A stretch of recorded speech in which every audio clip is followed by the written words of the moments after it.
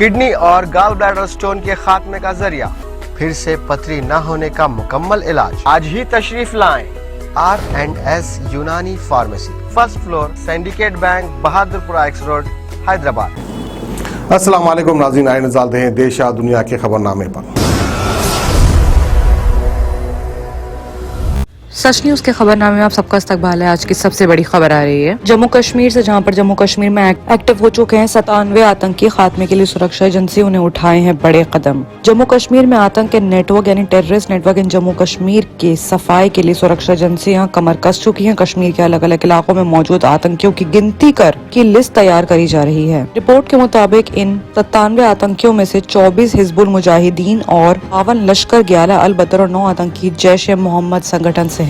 Sources के मुताबिक कश्मीर के 9 इलाकों में सबसे ज्यादा आतंकी पुलवामा में हैं। पुलवामा के कुल 36 आतंकियों की मौजूदगी की जानकारी मिली है। इसमें से 10 हिजबुल मुजाहिदीन के हैं, लश्कर अलबर के हैं। इसके बाद शोपिया का नंबर, जहां पर कुल 24 एक्टिव आतंकियों की जानकारी है, जिसमें हिजबुल मुजाहिदीन के 5 और लश्कर के 14, अलबदर के कुल 5 आतंकियों की जानकारी मिली है। सुरक्षा एजेंसियां खुफिया इनपुट के आधार पर सभी आतंकियों के खिलाफ ऑपरेशन की तैयारी में लगी हुई है। पाकिस्तान के ISI लगातार कश्मीर में युवाओं को आतंकी राह पर ढकेलने के साथ साथ लाइन ऑफ कंट्रोल के जरिए घाटी में आतंकियों के घुसपैठ की भी कोशिश में लगे हुए हैं। वही एक और बड़ी खबर कंगना रनौत को लेकर आ रही है। कंगना रनौत देश की आजादी का साल 2014 बताकर कंगना विवादों में गिर गई हैं। सोशल मीडिया पर फैंस उनके पश्चामी वापस लेने की मांग कर रहे हैं। इतना ही नहीं, उनके खिलाफ देश भर में विरोध भी हो रहा है। हालांकि अपने विवाद बयान के बाद कंगना माफी मांगने को तैयार नहीं है। उन्होंने कहा कि 1947 में कौन सा युद्ध हुआ था मुझे पता नहीं है। अगर कोई मुझे बता सकता है तो मैं अपनी पद्मश्री वापस कर दूंगी और माफी भी मांगूंगी। कंगना के इस बयान पर MIM के राष्ट्रीय अध्यक्ष असदुद्दीन ओवैसी ने निशाना साधा है। ओवैसी ने पूछा है कि क्या देशद्रोह सिर्फ मुसलमान के लिए है? क्या वो लोग कंगना रनौत पर देशद्रोह का आरोप लगाएंगे? ओवैसी ने कंगना का नाम लिए बिना कहा, मैं इंडियन नेशनलिज्म को मानता हूं तो उन्हें पद्मश्री मिला है। अगर हम इस बात को कहते तो यूपी में UPA लग जाता, मारा मार कर बेहाल कर दिए जाते। एक मोहतरमा ने कहा कि 2014 में ही सही मायने में देश आजाद हुआ है। प्रधानमंत्री मुख्यमंत्री यूपी से पूछना चाहता हूं कि 1947 में आजाद हुआ था या 2014 में? कंगना का बयान पर तंज भरे अंदाज में ओवैसी ने कहा कि वे क्वीन है और आप किंग। योगी आदित्यनाथ पर उन्होंने निशाना साधा, लेकिन आप कुछ नहीं करेंगे। बाबा ने इंडिया पाकिस्तान T20 मैच के बाद टिप्पणी करने वालों को देशद्रोह के आरोप में जेल में डालने की धमकी दी थी। याद हो कि यूपी के CM योगी आदित्यनाथ ने 24 अक्टूबर को हुए भारत पाकिस्तान के मैच के बाद पाक की जीत का जश्न मनाने वालों को चेतावनी दी थी। अपने बचाव में कंगना ने लिखा कि मैंने झांसी की रानी लक्ष्मीबाई पर बनी फीचर फिल्म में काम किया है। 1857 की लड़ाई पर काफी रिसर्च किया है। राष्ट्रवाद के साथ दक्षिण पंथ का भी उबार है, लेकिन अचानक खत्म कैसे हो गया? और गांधी जी ने भगत सिंह को क्यों मरने दिया? आखिर क्यों नेता बोस की हत्या हुई और उन्हें कभी गांधी जी का सपोर्ट नहीं मिला? कंगना ने यह भी कहा कि आखिर क्यों बंटवारे की रेखा एक अंग्रेज के द्वारा खींची गई आजादी की खुशियां मनाने के बजाय हिंदुस्तानी एक दूसरे को मार रहे हैं? मुझे ऐसा कुछ सवालों के जवाब चाहिए जिसके लिए मुझे मदद की जरूरत है।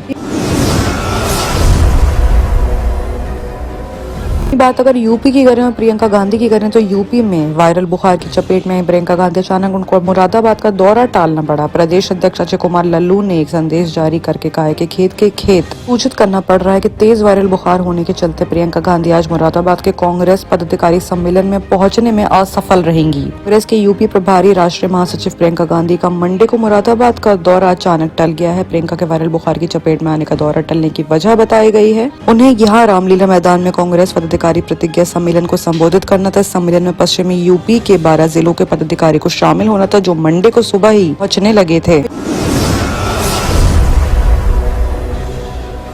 बात अगर दिल्ली के हालों की करें तो JNU में फिर से बवाल हुआ है। ABVP और वामपंथी छात्र दलों के बीच मारपीट हुई है। मौके पर पुलिस पहुंच गई। JNU कैंपस में वामपंथी स्टूडेंट्स दलों की बैठक होनी थी। इल्जाम है कि अखिल भारतीय विद्यार्थी परिषद के कुछ सदस्य पहले से ही वहां पहुंच गए और वामपंथियों से उनकी बहस हो गई। बहस इतनी ज्यादा बढ़ गई कि दोनों पक्षों के बीच मामला मारपीट तक पहुँच गया। रात ही में ही पुलिस को जानकारी दी गई, लेकिन पुलिस सोमवार सुबह मौके पर पहुंची। हालांकि पुलिस का कहना है कि मारपीट जरूर हुई है, लेकिन मामला बहुत बड़ा नहीं है। हादसे को लेकर अखिल भारतीय विद्यार्थी परिषद ने कहा है कि JNU में ABVP के कई कार्यकर्ताओं पर वामपंथी गुटों ने हमला किया है। हमले में घायल कुछ कार्यकर्ताओं को एम्स में भर्ती कराना पड़ा है। पीड़ितों में ABVP पदाधिकारी, लड़कियां और दिव्यांग छात्र भी मिले। उनका कहना है कि स्टूडेंट एक्टिविटी रूम में ABVP कार्यकर्ताओं की बैठक चल रही थी। इसी दौरान AISI, SSFI और अन्य वामपंथी दलों के करीब 100 हमलावरों ने वहां पहुंचकर घटना को अंजाम दिया।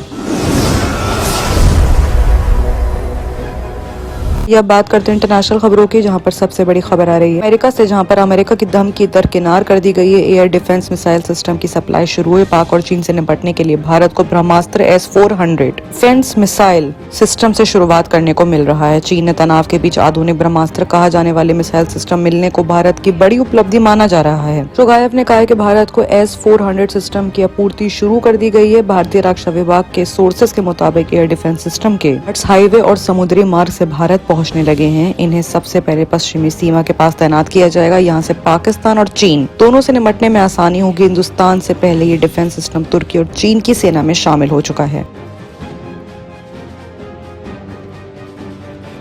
वहीं बात अगर इंग्लैंड में करें तो इंग्लैंड में आतंकी हमला हुआ है। लिवरपूल में औरत अस्पताल की पार्किंग में खड़ी कार में बम धमाका हो गया, जिसमें एक की जान चली गई है। इंग्लैंड के उत्तरी शहर लिवरपूल में एक औरत अस्पताल के बाहर संडे को कार में बम विस्फोटक हो गया। पुलिस के मुताबिक धमाके में एक शख्स की मौत हुई, जबकि दूसरा गंभीर रूप से घायल है। धमाके को आतंकी साजिश का नतीजा न माना जा रहा है। पुलिस ने अस्पताल की तरफ वाली सभी सड़कों को ब्लॉक कर दिया है और सेना का बम स्क्वाड भी मौके पर पहुंच गया है। साथ ही काउंटर टेररिज्म ऑफिसर्स की टीम भी मौके पर पहुंच गई है। टैक्सी में ये बम का शिकार कार हो गई थी, कुछ मिनट पहले ही यहाँ पे खड़ी करी गई थी। द मिरर के रिपोर्ट के मुताबिक पुलिस ने बताया कि करीब सुबह 11 बजे बम धमाके का शिकार होने वाली कार एक टैक्सी थी, जिसे महज कुछ ही मिनट पहले अस्पताल के बाहर पार्किंग में लगाया गया था। ये स्पष्ट नहीं हो सका कि मरने वाले ही कार को लेकर आए थे, किसी ने उसे वहाँ खड़ा कर दिया था। वहीं बात अगर इजराइल की करें तो अब इजराइल में भी बच्चों को वैक्सीन लगेगी। सरकार ने इसकी मंजूरी दे दी है। इजराइल ने भी 5 से 11 साल के बच्चों को कोविड-19 रोधी टीका लगाने की संडे को मंजूरी दी है। अमेरिकी अधिकारियों ने इस महीने की शुरुआत में इसी आयु यानी कि एज को बच्चों को टीका लगाने की मंजूरी दी है। इजराइल के स्वास्थ्य मंत्रालय ने भी ये फैसला लिया है। इजराइल अपनी व्यस्त और किशोरवारी आबादी के लिए टीकाकरण वैक्सीनेशन अभियान शुरू करने वाले दुनिया के पहले देशों में से एक था। उन्होंने इस गर्मियों में टीके की अतिरिक्त खुराक देने का अभियान भी चलाया था और ऐसा करने वाला वो पहला देश था। विशेषज्ञों का कहना है कि इजराइल के टीकाकरण प्रयासों की वजह से कोविड-19 को फैलने से रोका जा सका और उसके डेल्टा स्वरूप का प्रकोप भी काबू में किया जा सका। कहा गया है कि सलाहकारों का ये मानना है कि टीके के लाभ यानी प्रॉफिट इसके जोखिम के मुकाबले नहीं है। मंत्रालय ने कहा है कि वैक्सीनेशन अभियान शुरू करने की तारीख घोषणा जल्द कर दी जाएगी। बाकी की तमाम खबरों के लिए देखते रहिए सच न्यूज। किडनी के अमराज से परेशान मायूस लोगों के लिए खुशखबरी। R&S यूनानी फार्मेसी किडनी और गॉल ब्लैडर स्टोन के खात्मे का जरिया। अब UNI स्टोन कैप्सूल्स के जरिए खात्मा कीजिए। No operation, no side effects, 100% result. सिर्फ UNI स्टोन कैप्सूल से मुस्तहिक लोगों के लिए खुसूसी रियायत। फिर से पथरी न होने का मुकम्मल इलाज। दर्द, कॉन्स्टिपेशन और पुराने कब्ज से निजात पाइए। आज ही तशरीफ लाएं।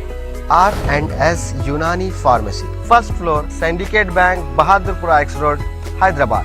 कॉन्टैक्ट 9703 939 436 9063 383760।